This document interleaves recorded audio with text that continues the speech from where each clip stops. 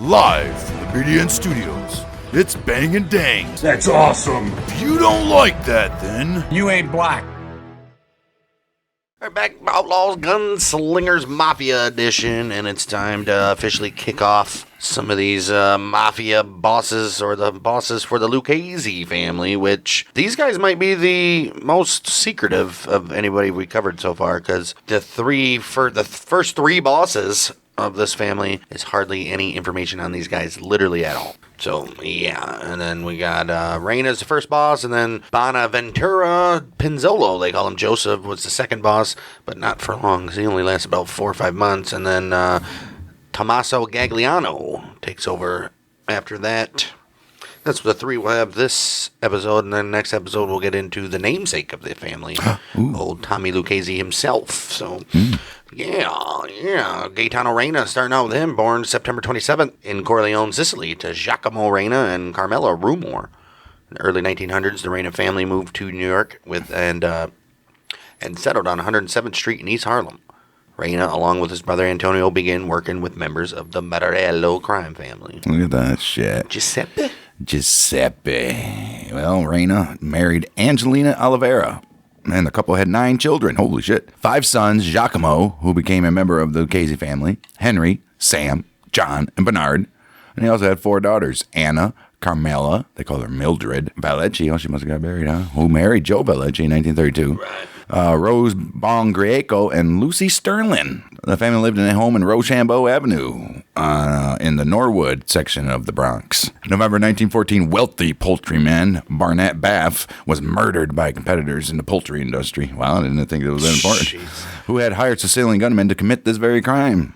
At one point, Reina and Jack Dragna were implicated as the actual gunmen. However, it was later determined that they were merely red herrings. But also, however, in an article by the Times-Union newspaper in Brooklyn dating February 27, 1930, which is the day after Reina dies, it claims that Reina got off from the murder charges due to him, quote-unquote, giving valuable information to the authorities. I doubt that. That was written a day after he died in 1930, so It's very possible. who knows? Wow, Reina had long been a captain in the Morello family, being in charge of many men and operations within the Morello organization. As the Morello family fell into chaos during the 1910s, Reina, along with Salvatore D'Aquila and Joe Masseria, they split off to form their own families, which we know this. Thus, by 1920, he ruled as boss of his own crime family, controlling criminal operations in the Bronx and parts of East Harlem. His crime family held a monopoly over the icebox distribution in the Bronx, which was a big thing back then until fridges came along. Right, you needed that ice. Reina's underboss was, you guessed it, Tommy Gagliano, which was also a former Morello gang member himself. Well, in the late 20s, Reina formed an alliance with Masseria, who had absorbed into his now powerful organization the remnants of the much-weakened Morello family. Giuseppe Masseria had become much too demanding, and he ruled with an iron fist, so they say. Right. And he insisted that everyone call him Joe the Boss. Oh. He had gotten greedy and now wanted an even bigger slice of the pie. And from Reina's point of view, it was undeserved. He said, That's what happened. Dude. You can't get greedy, man. If you guys just would have worked together. For months, Reina had been thinking very seriously about switching his allegiance to Masseria's rival, Salvatore Maranzano, a relative newcomer to New York who had arrived in America from Castellamare de Golfo, which was in Sicily. He did that just a few years earlier. You guys want to hear more about Masseria and Maranzano? We got episodes on both of those guys. Right. Maranzano was now gaining strength and giving Masseria a run for his money, they say.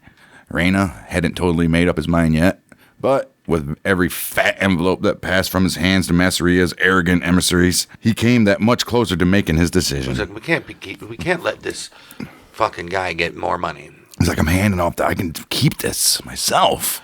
Well, Reina would eventually switch sides and begin supporting Maranzano. Uh-oh. Masseria learned of Reina's betrayal and ordered Charles Lucky Luciano to arrange Reina's murder. Uh-oh. On the evening of February 26, 1930, Reina left his mistress Mary Ennis's apartment on Sheridan Avenue in the Claremont section of the Bronx. Other sources, and actually most other sources, claim he was leaving his aunt's apartment after dinner. Most likely the case. Either or, as he walked down the steps toward the front sidewalk, he noticed a familiar face. Oh, he was like, hey, Vito, what's going on? Vito Genovese, then 33 years old, who would later become the namesake of the largest crime family in New York. He stood under a streetlight waiting for him. At the time, Genovese was an associate of Charles Luciano, they call him Lucky, who was who was Joe the Boss Masseria's top lieutenant. Reina started to wave to Genovese, but as he did, Vito blew his head off with a double-barrel shotgun. Oh, my gosh. Genovese left Reina's body where it fell, in front of his aunt's house on Sheridan Avenue. Or mistress, whatever one you want to go with. On his body, the Popo found a handgun, $804. Reina is buried at Woodland Lawn Cemetery in Bronx, New York. Damn, dude. But hey, what's going on, Vito? What you doing all this time? Whoa. Well, Reina became the first victim in the bloody struggle for control of the Sicilian Mafia, in which we know as the Castellammarese War, which we had a whole episode on, which is named after the town in Sicily where many of the mobsters were born. Many people wonder why Luciano would want to kill a guy who wanted to go against someone that he didn't like either. Right. The story goes that he thought Maranzano would be more difficult to deal with than Masseria when it came time to take over the Mafia himself. Oh. So in order to weaken Maranzano, Reina had to go. That's true. In the wake of Reina's death, Masseria alienated Reina's Bronx gang by bringing in an outsider to take over as their leader, which was another mustache Pete named Joe Pinzolo. Ooh, isn't that what they wanted? Speaking of Joe Pinzolo, his birth name Bonaventura Pinzolo, call him Joseph, also known Fat Joe, not that Fat Joe. He was born in 1887. Well, we're going to skip to 1908, month of July. Pinzolo arrested trying to bomb 314th East 11th Street in an effort to force owner Francisco Spinelli to pay Black Hand extortion demands. After his arrest, Pinzolo gave up his boss, Giuseppe Costabile, which is a comorista who controlled the area south of Houston Street to Canal Street and from East Broadway to the East River. Pinzolo served 2 years and 8 months to 5 years after refusing to testify against Constabile. He gave him up and then didn't want to testify against him? What's up with that? Yeah, he knew better, right? February 1930, Gaetano Reina was murdered, yes, and Masseria backed Pinzolo to take control of the Reina family. As boss, Pinzolo was unfamiliar with the members of the family in the East Harlem area. His promotion angered Tommaso Gagliano, Tommy Lucchese, and Dominic Petrilli.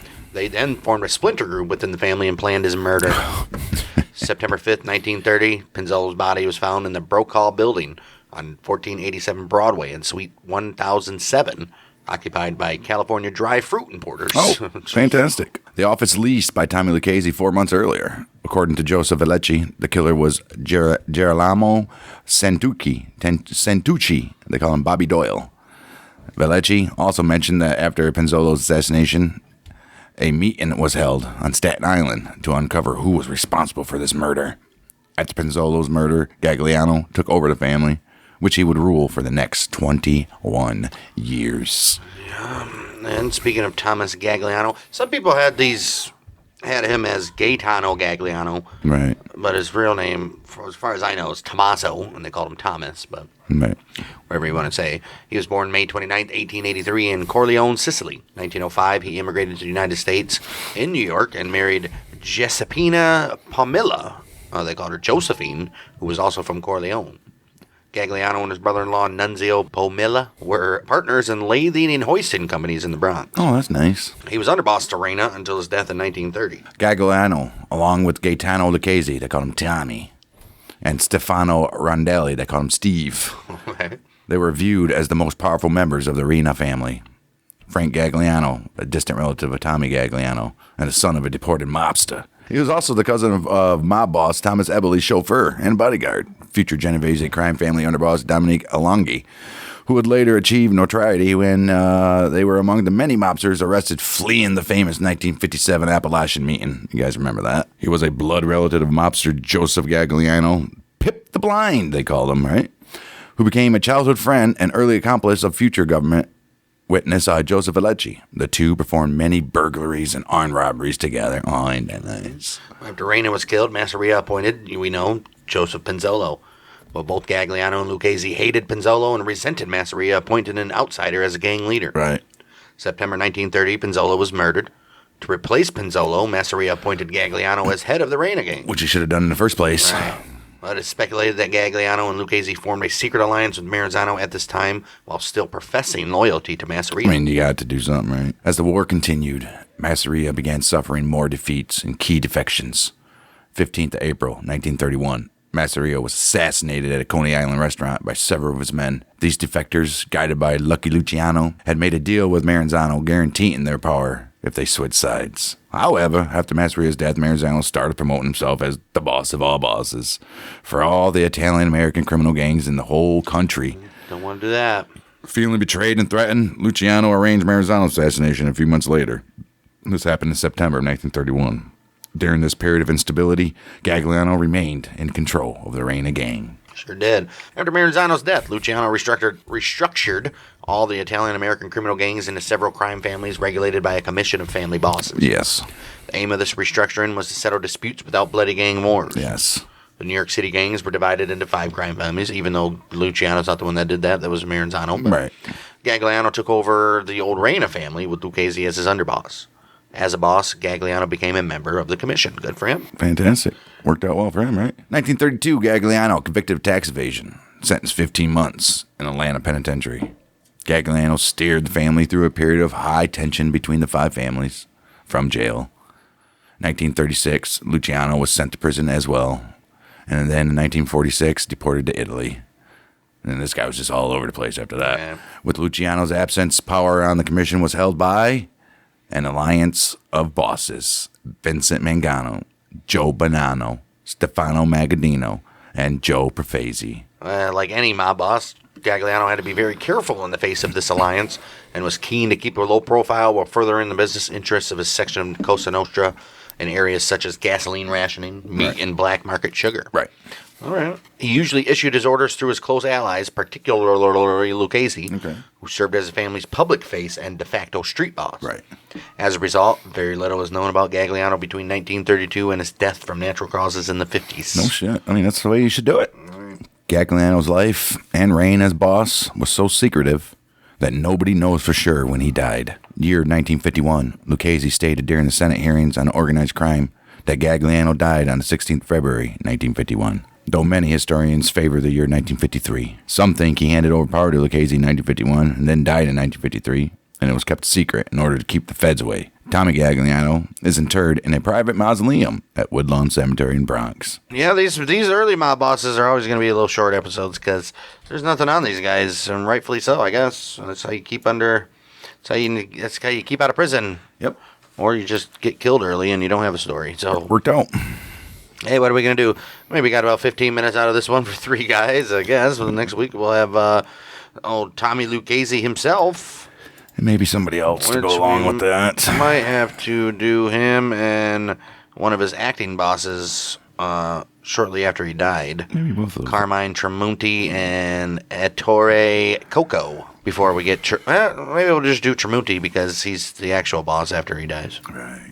Holy moly, dude. Yeah, these mob guys are so hard to put together an episode on. Yeah, we got a few people, especially if you guys have ever seen the movie Goodfellas. I'm sure you have. We got Paulie Vario, who was Paulie in Goodfellas. A couple more people.